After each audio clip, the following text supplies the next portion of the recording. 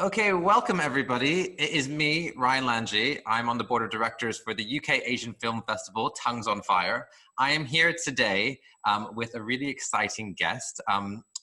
We have Baljit Sangra, who is the writer and director of a film that we really wanted to screen, but we weren't able to because of COVID. The pandemic, the global pandemic shut us all down.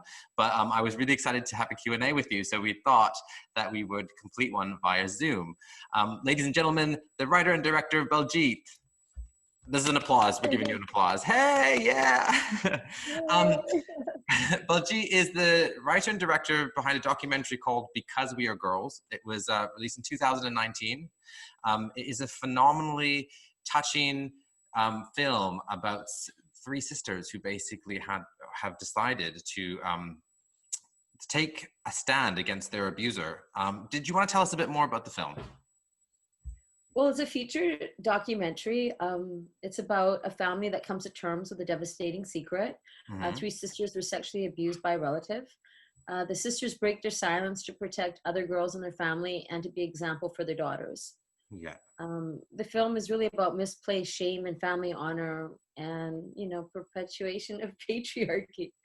So how did you come across this story? Was it close to home, or did you read about it? Well, yeah, it's an interesting story. I knew about the story for quite some time. One of the protagonists, Jiti, she's a good friend of mine, and Okay. I knew her sisters as well. So when they decided to come out and tell their story, I mean, the abuse happened like decades ago. Yeah. And because of various circumstances, which you'll see in the film, they feel they need to come out against him, basically to stop. They think he's still active and abusing. So they go to the police. It takes forever. But eventually, an investigator picks up the file, does an investigation, and because there's three sisters and a cousin, that's a very strong case. Yeah. It went to the Crown, and the Crown looked at it, and there was a pre-trial. So I knew about all of this that was happening like that. I went to the police, and they waited. So whenever I would talk to her, I would check in. So, what's the latest? Or she'd let me know. So once it got to the preliminary hearing, and basically that's to decide whether it's going to go to court or not, and that's the Supreme Court, it got moved to the Supreme Court. So I knew there's a lot of momentum. There's a story that needs to be told. And, Jiti, she felt the same way, that if you're going to do this for the greater good, that this is a story that needs to be out there. Absolutely. I think when I watched it, I walked in quite blind to the storyline, because as you said, it was a family who carries a dark secret. And I immediately was taken by the opening, where you had a girl on her bicycle and Jurali Ahitumne Jodilko, which was playing, and I immediately was hooked, and I was like, this is going to be a moving film, I can tell. And the way that you outlined the introduction to the characters, the introduction to the family, you set it up where you completely felt like you knew all of them from childhood and birth. Was that intentional? How did you go about that? Oh yeah, no, definitely. I mean, it's always hard. How do you start the film, right? And also in the making of the film, I got to know about their childhood and their upbringing, and they grew up in a small mill town in northern BC, and going to the cinema in Bollywood was a huge thing in their lives. That was the happiest memory they all had of childhood, Yeah. So I knew and just also the movies of that period that the films that they were watching when they were kids are pretty, when you rewatch them, it's oh my God. I mean, they're riddled with toxic masculinity. Riddled, and you're like, oh my God, this was a family movie. But I Bollywood in that genre and that during that decade is so wonderful and so nostalgic, but it is extremely problematic. Yes. Yeah. Yes. And so the fact that you saw that, I think it's super important how you not only filmed the sisters and their journey and what they were going through, but you also realized where we as Indians are receiving information, and it's through Bollywood celluloid, and it's through the teachings that families learn from the films, like Kabhi Khushi Kabhi Gum, Dulhania Le Jayenge, Silsila, all of these films that we all saw on our television screens or in the cinemas are actually subconsciously affecting us, and we don't realize that they're enemies that need to be triumphed against on screen, but they're actually sitting in the cinema with us. Yes, yeah, it played a big part. I think in keeping it a secret, you know, because Mhm. what happens to the female character in Bollywood films, right? If something like this happens, you know, there's so much emphasis on purity, virginity, and Yeah. you know what I mean? So if you're a kid and this is happening to you, and then later you kind of realize more about it, and what happens to the heroines when something like this happens? They ask for forgiveness. Often they don't get forgiveness. They kill themselves. Yeah. So I think that sort of echoed onto them, especially, yeah, no, all of them really, that they reinforce that this is a secret. They didn't even tell each other. So Yeah, and it's really amazing how through the camera and through your ability to be a part of the storytelling of the, I guess, like the journey of them coming to terms with their truth and with each other and their togetherness, you allow the viewer to carry the burden with them, and mhm. so it's like it's I think it says something about the female gaze, like or the male gaze, like because you're a female filmmaker, like we're watching it with empathy and compassion, and by the end of it, we feel like we're sharing their experience with them, and we need to heal too. And like how did you feel when you were behind the camera with them? Because you were there for some very like seriously intimate moments.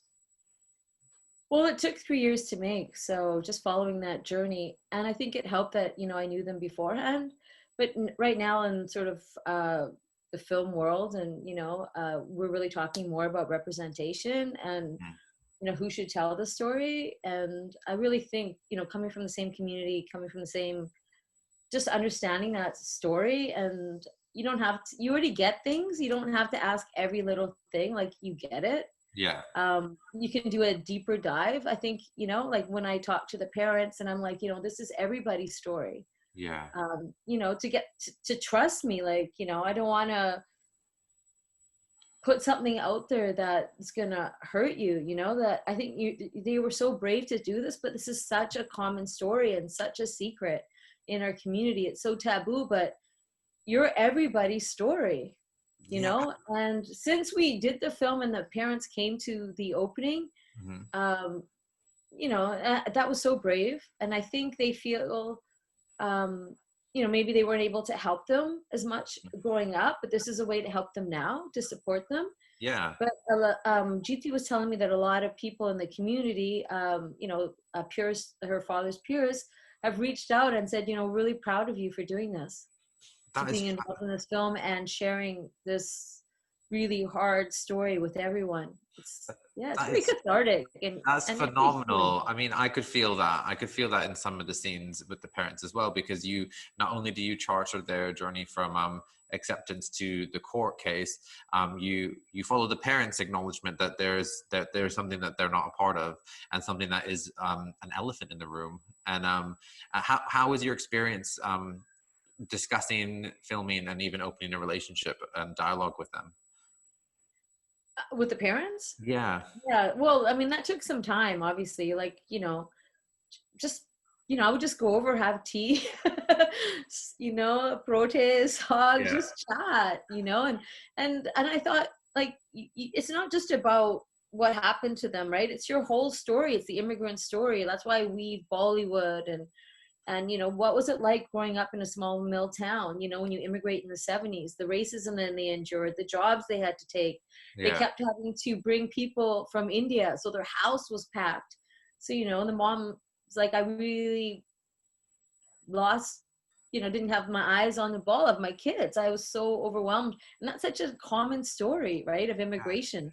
When one family comes out, everybody, you know, you start right away, as soon as you can, start sponsoring your family. And you Yeah, know, absolutely. one of the scenes, one of the sisters says that, you know, at any given time there'd be like 15, 16 people living at her house. So that's a Yeah. lot. That's hard. And And that is a yeah. story that translate across the world. I mean, those who Mhm. are born in England or move to England and have to sponsor their families to come here, and likewise in Canada. I personally, when I watched the film, I felt like I was hit by a brick, because I was watching Canada, and like I was watching the Indian culture that was being cultivated and maintained in Canada, and it really resonated with me, because I'm a Punjabi and Hindu as well, and like my relatives are just like as tight knit, and it made me realize that like there's so many stories like amidst the forest of Vancouver, let alone British Columbia, let alone the whole country. What about you? Where are you born and raised? Vancouver. Yeah, yeah. So were you always into filmmaking? Because is this your first film? No, no, no. I've done a bunch of documentaries already, and I had a arts and entertainment show for like 5 years on Mhm. TV here. I've worked on films. Yeah, I've been doing this for a while now. That was definitely a pointed question. Like I know exactly who you are and what you do. I just wanted you to tell. Exactly. I wanted you to tell other people. But I think what's really cool is that for those who are watching, Baljit and I actually met like almost 14, 15 years ago when I was 19 years old and studying film in Canada because we're both from Vancouver. And I basically found your email because I found out that you were producing a Gurdas Mann film. And I really wanted to do a Bollywood movie and get my experience. And I like was banging on your production office door. I was like, please hire me. And you were like, we can't. And I was like, let me volunteer. And then you let me. And it was the first time I've ever worked on a film at all. Yeah, that was a trip. I mean, they're so intense. Yeah, like every day you're shooting long days. They bring a crew from India. We hire a lot of people here. It's like a movie in itself, the making of a Bollywood movie. Oh, Definitely. absolutely. And But it I was just think fun. it was really great that like 15 years later, you've made this fantastic film and I'm now on the board of directors of the UK Asian Film Festival. And I was like, see, Baljit, you gave me a chance and look at how far I went. I know, man. It's fantastic. I Yeah, it was mean, really cool. too bad we didn't get to meet up for the festival. Yeah, I mean, so I'm so looking forward to that. for those of you who are watching right now, we actually had the premiere at the Tongues on Fire UK Asian Film Festival planned.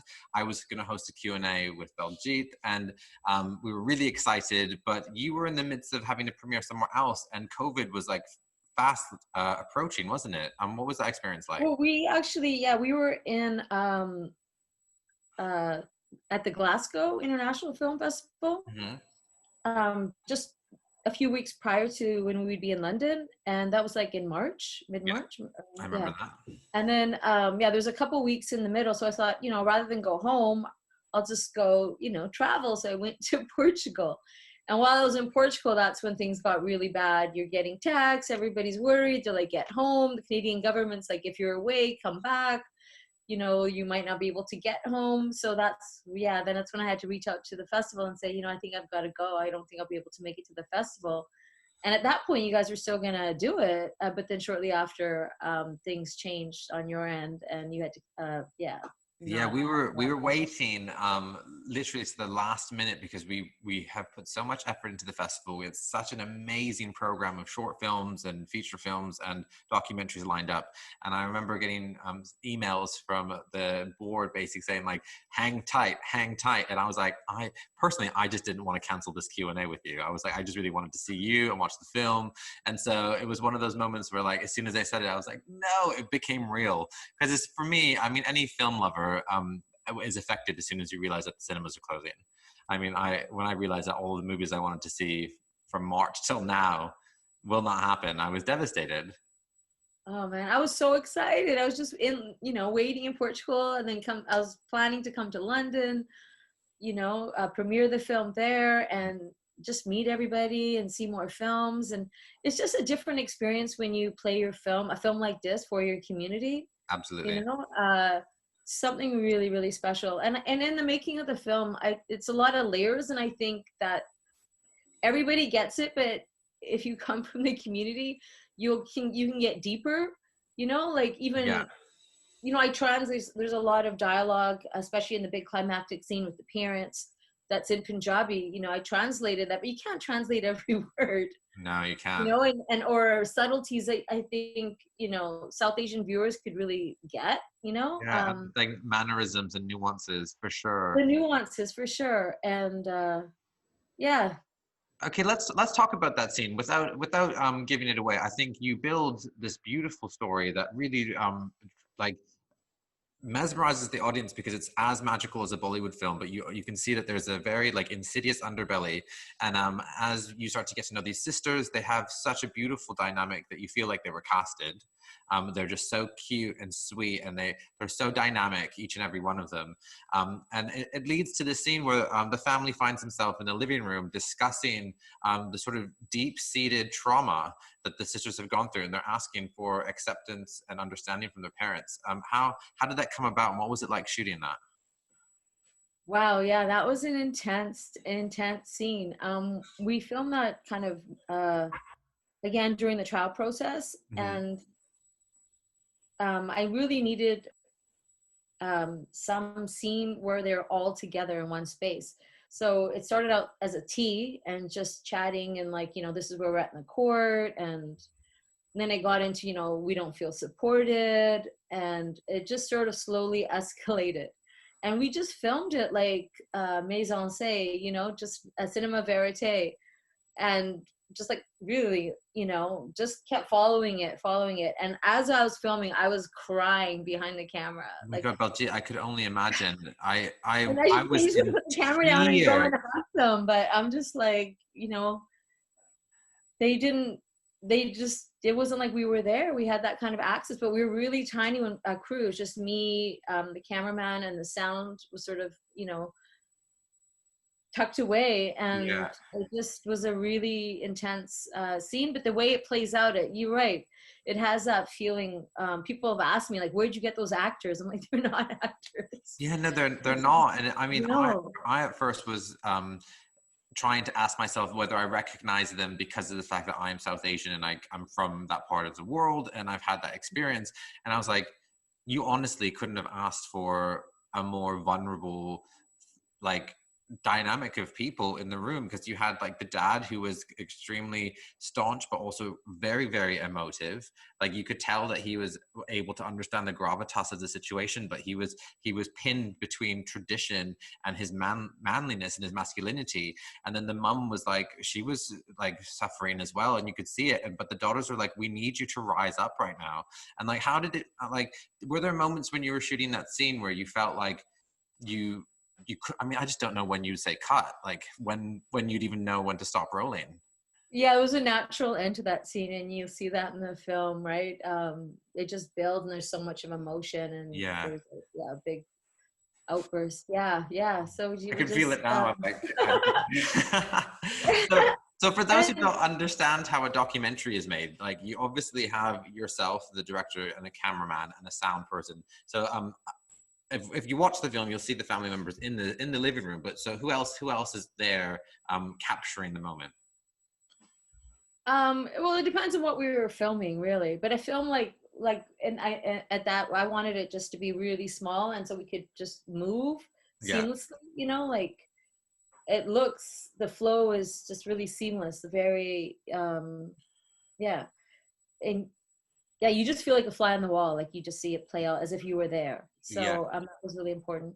But yeah, we had a pretty small crew, but you have production assistants, you have camera assistants, yeah, production manager, all of that. We filmed some beautiful drone stuff, some beautiful, just to set the scene of where they grew up. I really absolutely. tried to make it as cinematic as possible, I think you really even though achieved it's a that. documentary, but to be, yeah, as cinematic, like a feature narrative film as possible.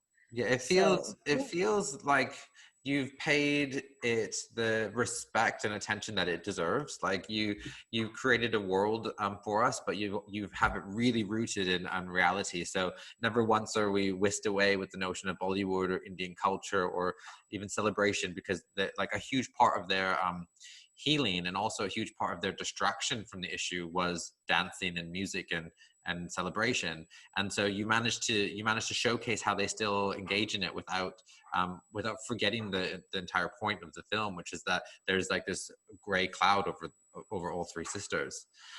Like, well done, well done. I'm so thanks. Well, the impressed. celebration of sisterhood too, and I Hmm. really wanted that to come through. I mean, they went through this, you know, um, very difficult childhood trauma, but you're not defined by your trauma, and you could see a lot of hope in the film. Yeah, And it's also the impact of secrets and lies. When you have something like that that's a secret and you've kept it a secret, it's impacted your life. And you see that in the film where there's a scene where one of the daughters says, now I understand why my mom was mm, like angry and depressed. And that child thinking it's me, but it's her mom had got, she's a survivor of sexual abuse. She's never absolutely. disclosed that. So like sometimes you think, oh, this happened to me, I've dealt with it, it's buried, but Yeah, it plays out in your life, your choices, everything, yeah. your I relationships, maybe your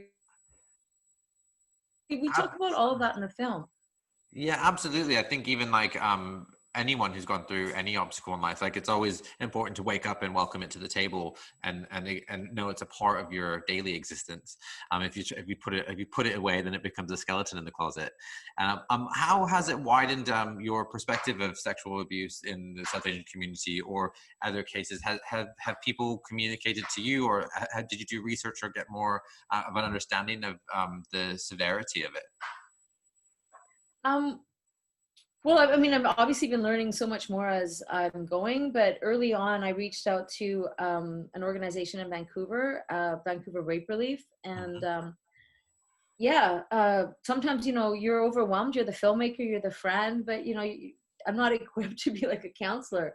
So when things Absolutely. get intense, and we brought them in early. Like we would just go sit on the couch and debrief, and they could really advocate on how to navigate the court system, Yeah, what to look out for, because they support women to get through this process, and it's super hard. And a win for them is a win for all women.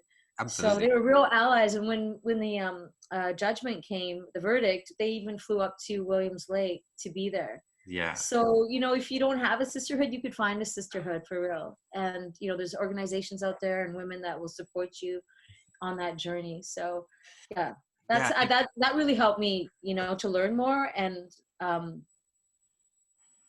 and to support, as a filmmaker that you follow a story a long time, you've got to be respectful, you've got to support, but mhm. yeah, it's a challenge, portraying sensitivity on screen and doing it, with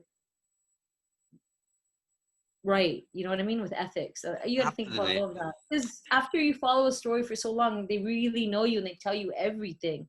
So when Yeah, you're editing, you got to kind of weave go through that. And a lot of stuff I could have said more, but I didn't think that was necessary, you know what I mean? yeah, Like, you get it, you don't need to know all the details of, yeah. say, the abuse or whatever, like, you understand. Yeah, I You think know, all of well, that is really important. I think you managed to still like maintain the idjit of the family. Like Yeah. there's so much respect there still, and like they're not tarnished at all. Like it's like I have a lot of respect watching them, and then by the end of it, I just have a newfound like understanding of what I'm capable of if I step into my truth and like what's happened to me and how I can be there for other people. Learning, like you're watching them learn from their mistakes, but they're not failing. And that's super important. Oh yeah, yeah, no. I think too, like, if you're doing a film that's close to you, that uh, you know like, I'm part of that community, and like you said, is it all of these things factor in, you know what I mean? Like, you want to go dive a deeper and just be as authentic as possible, Mm, because it's very easy to do a stereotype type movie. There's already such bad stereotypes of our community, right? yeah, Like, you know, what the yeah. stereotypes are, and you We could all know. easily touch on a film like this and make it very exploitive. And I mean, that's definitely not something I would ever want to do. No. Yeah, well, I don't think you did that at all. I think it's absolutely phenomenal. What has the critical reception been like? I know that you've been nominated for some awards in Canada. Yeah, we've been nominated for some awards. We've won some awards at festivals like Best Documentary, Audience Awards. Yeah, no, the response has been amazing. And then the question and answer, and just connecting with audience, and people Mhm. feel really vulnerable often, and so they will share something. Yeah, So you kind of get to this really intense conversation, which I really wish we could have done live in London. But yeah, you just feel really connected and supported. And also, this has been a worldwide movement, right? With Me Too, Time's Up, absolutely. and we realize that with Me Too and Time's Up, it is a lot harder for women of color and racialized communities, immigrants, because there's such a big power imbalance to come forward in this, right? And yeah. Did you ever feel like there was a point where you had to acknowledge whether or not the South Asian community was ready to watch a film like this, or did it just naturally finish post production and you're like, okay, it's ready for release? Well, I showed it to Jeepti, who's in the film, after we edited, and she felt good about it. Okay. And before we had our opening premiere, I went to the parents' house and I showed them the film. I was like so nervous. Oh my God. And I'm just like watching the mom and dad and like the other sisters who had not seen it. I was just like, oh my God, you know. I was like, oh my And God. they were crying and they're grabbing my hand. And, you know, after we all had this big group hug and it was beautiful. But I was really nervous because I didn't want them to be obviously blindsided. You come to the screening and, you know, you just don't know. And Yeah, absolutely. they And were very that's, vulnerable in the film and it shows, but I think it helps and makes it real and it touches people. And I think when they came to the opening and they saw the response, and like a lot of men even came up to the dad and said, you know, thank you, young men saying, yeah. uncle, thank you. So, and he was like, wow, it was beautiful. Oh, that's But yeah, that fantastic. was like, I was staring at, oh my God, especially at that big climactic scene, you know, watching the Yeah. response. But it was good. And we've been getting a lot of good conversation in the Indian community on radio, talk shows. I think the community is ready, wants to talk. And, you know, we had one screening in Abbotsford, it's a suburb of Vancouver. And Yeah. I think the audience was like 90% South Asian and Yeah. probably like 89% women. So the energy in the room, like Mm. you could really feel the trauma. Like right after, women came up to us and they were crying and they're like, that's my story, that's my story, that's my Really. story. So, you know, hugging, and it's beautiful. But we need to be open, we need to not hide in our shame, you know what I mean? It doesn't define us. Yeah, it's our time. Like, you know, you can't wait for is the community ready for this? Who cares, man? You be true to yourself, tell the stories that matter. And Absolutely. the I community feel will understand. We can't just the keep same looking way. at that anymore. I mean, talking about queerness in the South Asian community, there's never a good time to talk about that. And so I had to just be like, okay, cool, I'm doing it now. Sorry about it, everyone. And the response has been brilliant. But I just think that, I mean, maybe in a way, just by asking you that question, it still shows some of the walls of shame that I have in my life. And now I'm just like, Baljit, you just made a really cool film that I just don't think our families are ready for. Jesus. No, But they're it's, ready for it. I'm telling you, like when we had the opening, you know, grandmas came up to me that I didn't know and aunties I don't know, but you know, they just gave me such a hug and they were yeah. crying.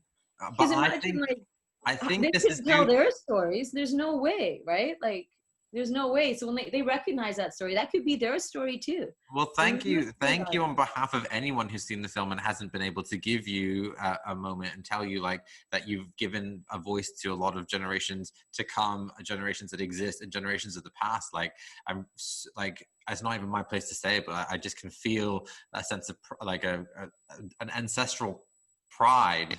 Like you've done so phenomenal. And like if you hear or see the sisters, please give them my regards and tell them how phenomenal they are for being so courageous and brave.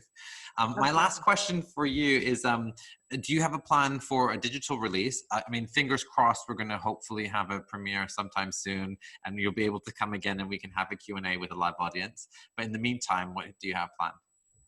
Well, it's produced by the National Film Board of Canada, NFB. So eventually it will be on their platform, Okay. on nfb.ca. They have thousands of films. So that would be definitely one way to see the film, but it's not on that platform just as yet. But we will be on Amazon soon. Oh, really? Fantastic. Yeah, probably in July. I'm Oh, that is thinking, but we'll fantastic. let you know, and please get the word out. But I mean, I definitely want to be back in London. We really want to share this film with a live audience Yeah. and bring sisters along. And yeah, it's pretty special. I really, yeah, let's pray that, you know, we're We will back in be. theater soon and celebrating stories and, you know, raising each other up. Yeah. As soon as cinemas open, I know that Tongues on Fire is behind you. I'm behind you. We will find a cinema. We will put it in the programming, and we will invite all of our members to come and watch the film and celebrate what I think is a triumph of documentary cinema for the South Asian community, as well as just for documentary films, period. Thank you so much. I'm gonna say goodbye to you in a second, but I just want to tell everyone that if you want to follow Because We're Girls and find out more about when we'll be screening the film, please visit our website, which is tonguesonfire.com. You can follow us on Twitter, which is come to UKAFF, or our Instagram, which is at UK Asian Film Festival. My name is Ryan Lanji, and I am here and want to thank Baljit Sangra, the writer and director of Because We Are Girls, for joining me today from Vancouver. You're calling from Vancouver, aren't you? Yes, yes. Yes, it's such an honor. It is amazing to see an old friend, a familiar face, and a wonderful filmmaker. Thank you so much for taking the time. Thank you, Ryan. This has been great. Oh, great. Well, I love you dearly. Stay safe, and we'll be in touch. And this Q&A will be going up on Tongues on Fire platforms, so everyone will see it, and I'll post it too. Okay. One more thing. Yeah, if people want to follow us on social media, I'll be posting the links to when we are on Go Digital. We're on social media like Instagram, Facebook, Twitter, Viva Mantra Films. Viva Mantra Films. And so that's VIVAMANTRA. Films. Yeah, Viva Mantra. Just put Viva Mantra, or just put Because We're Girls on Instagram, Viva Mantra, you'll find it. Or you can put me on my personal. I'm on everything, Baljit Sangra. Yeah, but personal Facebook friends. But what I'll make sure we do is that when the Q&A goes live, that we tag everything accordingly as well, and I'll make sure that the festival does that, because it's important that we all represent. So thank you so much. Have a really lovely day, and I hope to see you when this pandemic is through. Yay! See you soon. Bye, lovely. Bye. Bye.